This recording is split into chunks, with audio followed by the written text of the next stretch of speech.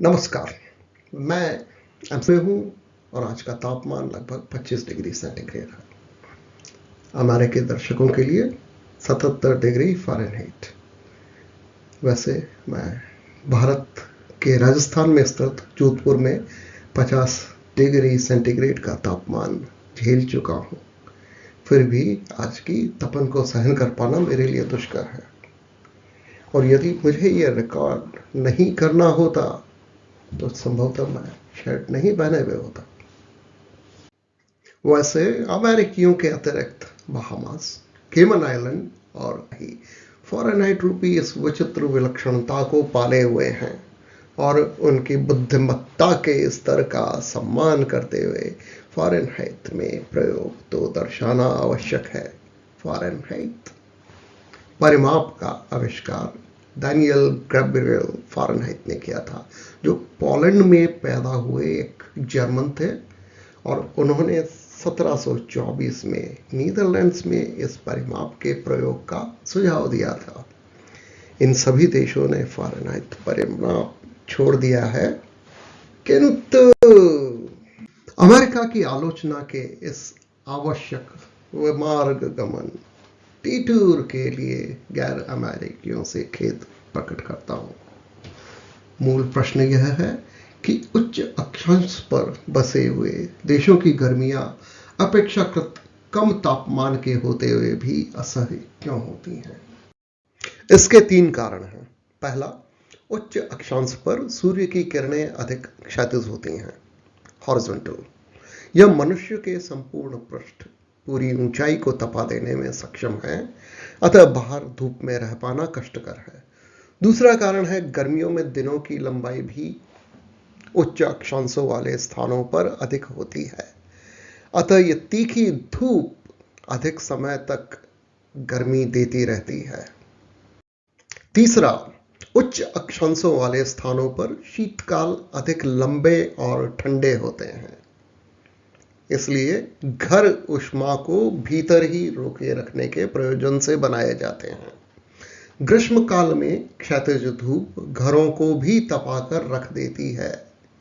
गर्मियों के अल्पकाल के चलते अधिकांश घरों में वातानुकूलन भी नहीं होता, अतः न तो घर में चैन मिलता है न बाहर ही। इसके विपरीत उष्ण कटिबंधीय क्षेत्रों में गर्मियां अधिक लंबी होती हैं और घरों को शीतल रखने के प्रयोजन से बनाया जाता है, इसलिए गर्मियों में भी घर अधिक शीतल होते हैं। उत्तर पश्चिम यूरोप में 5 मौसम प्रणालियां आपस में टकराती हैं। पहली, दक्षिण पश्चिम से खाड़ी की धारा की नम और गर्म समुद्री बरसाती हवाएं। दूसरी, उत्तर पूर्वी नम और शीतल फुहारी हवाएं। तीसरी, उत्तर से बर्फीली ध्रुवीय हवाएं। चौथा, पूर्व से महाद्वीपीय पूर्वाई। और पांचवा, सहारा की अनल सखा अनिल, अनल अथवा अग्नि और अनिल वायु। इनमें से जो भी वायु प्रबल है वह यूरोप का मौसम निर्धारित करती है। सामान्य रूप से यूरोप की गर्मियों में महाद्वीपीय पूर्वाई और उष्ण कटिबंधीय महासागरीय हवाओं में संघर्ष होता है, जिससे बरसात और सुहानी धूप के मध्य संघर्ष चलता रहता है। किंतु अनेक बार दक्षिण से आती सहारा मरुस्थल की तपती हवाएं इस संघर्ष में जीत जाती हैं, और तब यूरोप भट्टी जैसा जलने लगता है।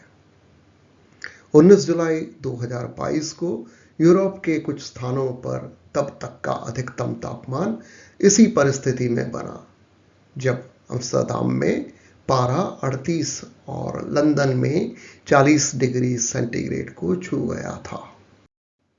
पिछले कुछ वर्षों से वैश्विक तापमान बढ़ रहा है, और इसके साथ ही लगभग सभी स्थानों पर तापमान विषम भी होते जा रहे हैं।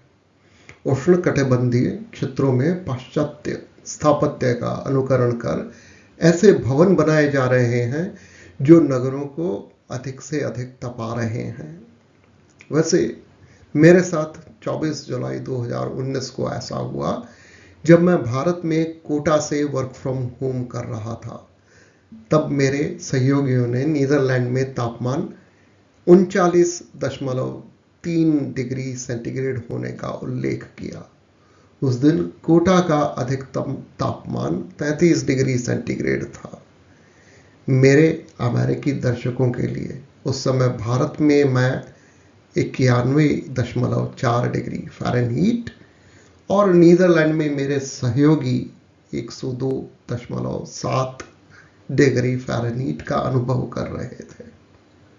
वैश्विक तापन एक वास्तविक समस्या है और इसके लिए उपाय करते रहना आवश्यक है। आशा है आपको यह प्रस्तुति पसंद आई होगी। यदि आपको यह पसंद आई तो इसे सराहिए, साझा करिए, टिप्पणी करिए, अनुसरण करिए और आपका यह वीडियो देखने के लिए बहुत बहुत आभार व्यक्त करता हूँ।